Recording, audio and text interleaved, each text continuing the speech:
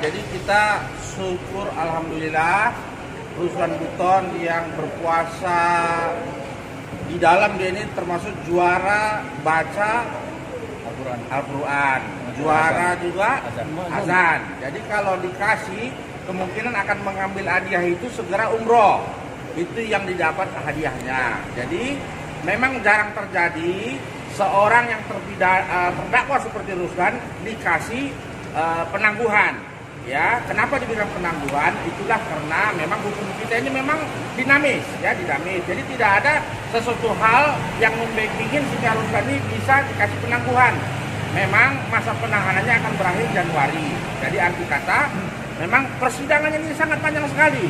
Tidak bisa diselesaikan dalam waktu 120 hari. Sehingga penangguhannya dikatakan oleh majelis karena ini rasa kemanusiaan, di mana hakim melihat bahwa Ruslan perlu dikasihkan penangguhan sehingga persidangan selanjutnya nanti tanggal 14 Januari itu Ruslan sudah hadir dalam ruang persidangan, di mana pemeriksaan nanti masih kewenangan dari jaksa penuntut umum mengajukan ahli. Jadi mohon doa kepada semua rekan-rekan media maupun masyarakat Indonesia di pun berada. Inilah Ruslan Buton yang selama bulan 5 membuat gaduh katanya, padahal gaduhnya itu di persidangan tidak teruji karena katanya membuat yang namanya viral 20.000. Ternyata dalam viral itu adalah kejadian-kejadian Ruslan pada saat pekerjaan-pekerjaan yang lain yang tidak ada relevansinya dengan apa yang dikatakan sama dia. Jadi dengan mempertimbangkan itu saya rasa hakim memberikan kelonggaran sehingga bisa bebas. Yang diketuai oleh Insinyur Tonin Tata, dan alhamdulillah tadi saya sebagai surprise pada saat sidang hakim menyampaikan bahwa penangguhannya dikabulkan. Itu di luar dugaan saya, tapi itu adalah rahmat yang tak ternilai harga dari Maha Kuasa. Alhamdulillah. Nah, dari sini akan kemana Bang? Sementara saya masih di Jakarta dan mungkin ke Bandung menengok anak-anak saya karena pasca ditinggal oleh istri saya, anak saya di Bandung semua. Ini kan berarti untuk perkaranya masih akan dilanjutkan Januari 2021 ya Pak? Ya. Ini seperti apa persiapannya nanti? Ya persiapannya seperti biasa. Saya tidak ada persiapan khusus. Saya hadapi segala macam pertanyaan yang diajukan kepada saya dengan sesuai dengan apa yang terjadi yang sebenarnya. Kabar Harian mengabarkan.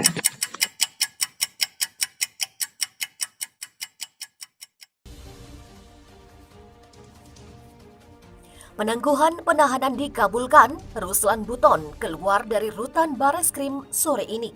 Terdakwa kasus dugaan penyebaran berita hoaks atau bohong, Ruslan Buton bisa kembali menghirup udara di luar rumah tahanan atau rutan Bareskrim Polri. Kuasa hukum Ruslan, Tonin Tata, mengatakan keluarnya Ruslan dari rutan Bareskrim Polri karena Majelis Hakim Pengadilan Negeri Jakarta Selatan telah mengabulkan permohonan penangguhan penahanan. Ruslan Buton keluar dari penahanan Bareskrim berdasarkan penetapan Majelis Hakim yang mengabulkan permohonan kuasa hukum terdakwa. Demikian kata Tonin Tata kepada kantor berita politik Ermol. Penetapan Majelis Hakim itu, menurut Tonin, dibacakan dalam persidangan yang diselenggarakan pada hari ini. Dengan dikabulkannya penangguhan tersebut, maka pemeriksaan perkara berlanjut pada Januari 2021 dalam pemeriksaan ahli dari JPU dalam perkara pidana sebagaimana 4 dakwaan alternatif. Dengan demikian, Jaksa Penuntut Umum akan mengeluarkan Ruslan dari rutan Bareskrim. JPU akan mengeluarkan Ruslan Buton dari rutan Bareskrim sekitar pukul 5 sore Kamis ini. Sudah beritahu Polda, aksi 18.12 akan berlangsung hingga pukul 16 waktu Indonesia Barat. Aliansi Nasional Anti Komunis Anak NKRI akan tetap menggelar aksi 18.12 di depan Istana Negara pada Jumat. Wakil Ketua Sekretaris Jenderal Wasekjen Persaudaraan Alumni PA 212 Novel Bamukmin mengatakan bahwa aksi pada siang hari itu akan tetap dilaksanakan karena panitia telah memberikan surat pemberitahuan ke Polda Metro Jaya. Massa yang hadir menuntut pembebasan Habib Rizik Syihab dan mengusut tuntas kasus penembakan 6 laskar pengawal Habib Rizik hanya berasal dari wilayah Jabodetabek. Aksi pada siang ini masih, kata Novel, akan berlangsung sesuai aturan yang berlaku, yaitu hanya hingga pukul 16 waktu Indonesia Barat. Anak NKRI sendiri merupakan gabungan dari berbagai organisasi masyarakat. seperti Front Pembela Islam atau FPI, GNPF Ulama, PA212, dan Ormas Islam. Demo kepung istana hari ini, jangan ada lagi yang mati. Entah sudah berapa mayat yang dikubur akibat demo. Pelajar, mahasiswa, anak remaja, ada juga yang usia dewasa. Di era Jokowi, jumlah orang mati akibat demo termasuk paling banyak di antara presiden di era reformasi. Setiap kematian menyisakan duka yang mendalam, duka bagi keluarganya, duka bagi koleganya, dan duka bagi bangsa ini. Ini urusan nyawa, tak boleh dianggap murah di negeri yang berasas Pancasila ini. Terakhir, ada 6 pemuda mati. Kali ini bukan karena demo, tetapi mengawal dan menjadi pengaman pimpinannya. Dor, 6-6-nya mati. Peluru tepat ke arah jantung. Tempat yang mematikan ketika seseorang ditembak.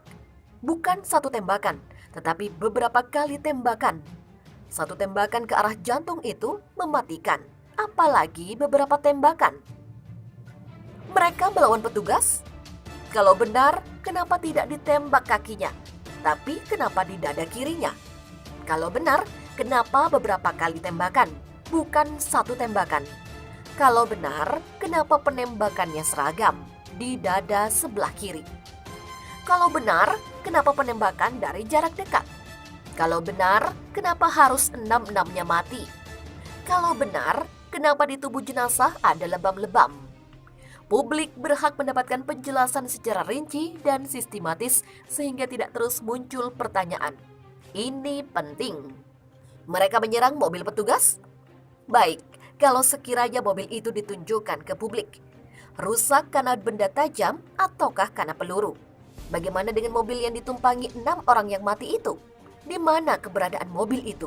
Semua mesti perlu dibuka. Sejak hari itu juga, media mestinya dibolehkan dan diberi akses untuk memotret mobil-mobil itu, termasuk darah dari 6 pemuda yang berceceran, di mana netesnya darah itu. Rekaman CCTV di tol yang dimiliki PT Jasa Marga menjadi bukti penting. Ada yang bilang rusak. Direktur Utama PT Jasa Marga, Subakti Syukur bilang, 277 CCTV yang terpasang di jalur tol Jakarta Cikampek tidak rusak, hanya saja tidak bisa mengirimkan data. Keterangan ini muncul setelah sekitar sepekan sang direktur utama diam saat ditanya wartawan. Tanya ke polisi saja, kata sang direktur utama saat itu, seperti ada yang disembunyikan. Benarkah 277 CCTV di jalur Jakarta Cikampek seluruhnya tidak bisa mengirim gambar sebagaimana keterangan dan kesaksian Direktur Utama PT Jasa Marga di depan Komnas HAM? Jika suatu saat ternyata diperoleh fakta bahwa CCTV tersebut bisa mengirimkan rekamannya, maka Direktur Utama PT Jasa Marga juga harus dimintai pertanggungjawaban secara hukum atas kesaksiannya itu. Tidak bisa lepas begitu saja. Semua potret, bukti, dan dokumentasi ini penting agar tidak ada ruang untuk curiga dan tercipta stigma seperti kejanggalan dan sejenisnya. Negeri ini menjadi semakin gaduh, dan pada akhirnya massa menggeruduk polsek, polres, dan bahkan istana karena mereka menganggap ada banyak kejanggalan di kasus KM50.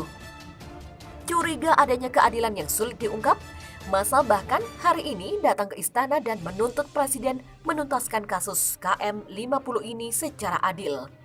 Satu-satunya cara adalah menyerahkan kasus ini pada tim gabungan pencari fakta atau TGPF independen. Untuk mengamankan gelombang demonstrasi hari ini, Jumat 18 Desember 2020 di depan Istana Presiden, pihak kepolisian kabarnya telah menyiapkan ribuan pasukan BRIMOB. Jika massa yang hadir dalam jumlah jutaan, ini akan membuat cemas. Sekali provokator bermain, BRIMOB akan dihadap-hadapkan dengan massa. Lalu, dor, dor, dor. Ada yang mati. Berabe ini. Ini yang harus dicegah. Tak boleh terjadi lagi. BRIMOB itu pasukan lapangan. Bawahan yang para anggotanya adalah anak-anak muda. Mereka akan sangat bergantung pada instruksi dari atasan. Persuasif atau bertindak keras, semua atas instruksi dari atasan. Massa saat ini sedang terluka akibat kematian 6 anak muda yang kebetulan adalah anggota FPI. Dan juga kematian sejumlah orang di demo-demo sebelumnya. Jangan ada lagi luka dan duka yang bisa memancing emosi mereka. Ini bisa tak terkendali. Di sini, Brimob yang dilengkapi dengan senjata harus menahan diri untuk menjaga situasi tetap kondusif. Bersikap persuasif dan jauh dari tindakan provokatif akan menjadi upaya preventif yang efektif. Tidak boleh ada yang melanggar aturan, terutama aparat keamanan, meski itu atas perintah atasan. Dalam Peraturan Kapolri Nomor 14 Tahun 2011 tentang Kode Etik Profesi Polri, Pasal 7 Ayat 3 Poin C, dijelaskan bahwa bawahan wajib menolak perintah atasan yang bertentangan dengan norma hukum, norma agama, dan norma kesusilaan. Jelas bahwa bawahan tidak boleh melaksanakan instruksi atasan jika itu melanggar aturan. Jadi, atasan bukan Tuhan yang semua instruksinya adalah benar. Benar ikuti. Jika salah, bawahan wajib menolaknya. Bawahan tidak boleh menjadi korban oknum atasan yang bermain-main dengan jabatan. Kematian demonstran sudah terlalu banyak. Cukup. Jangan ada lagi pembunuhan terhadap rakyat. Jangan ada lagi nyawa yang melayang sia-sia. 6 orang yang tertembak sudah cukup membuat nyeri bangsa ini dan merusak nama baik Indonesia di mata dunia internasional. Tidak boleh ada lagi. Jangan jadikan hari ini sebagai Jumat Keramat dengan sama-sama menahan diri agar tak ada lagi nyawa melayang sia-sia. Ini berbahaya bagi stabilitas sosial politik, keamanan, dan masa depan negara bernama Indonesia.